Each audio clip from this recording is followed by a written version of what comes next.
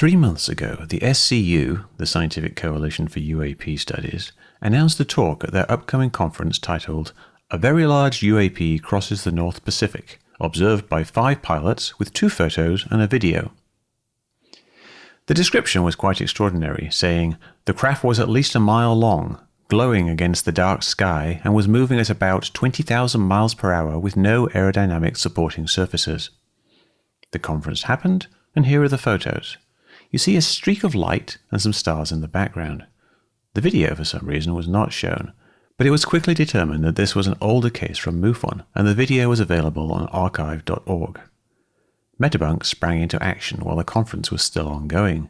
Gideon posted a thread at 11:20. At 11:47, Captain Reynolds found a public link to the photos and the video, and 10 minutes later I said, "Looks like a Starlink train with the satellites close together."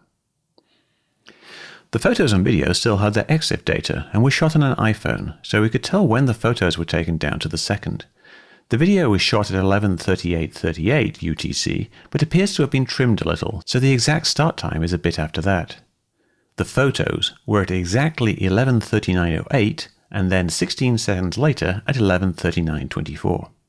Looking at the Wikipedia page of Starlink launches, I saw that there was one just 9.5 hours earlier at 2:14 UTC.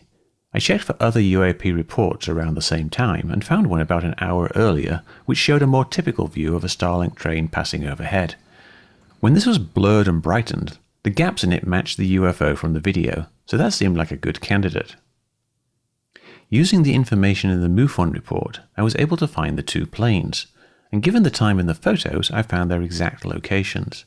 The photo and the video were taken from the Air Canada flight from Hawaii to Vancouver. Flarkey then tracked down the TLE data for the stack of satellites that were launched on that day. This is official data from NORAD that is very accurate. You can load this into Stellarium and display the exact position of the stack of satellites around that time. I took the 2 photos and then overlaid them by lining up the stars. The position of the satellite at that time gave a clue as to which region of the sky to look in, and I was able to find those stars. I could then overlay the image in Stellarium and see where the satellite stack was at the time of both photos.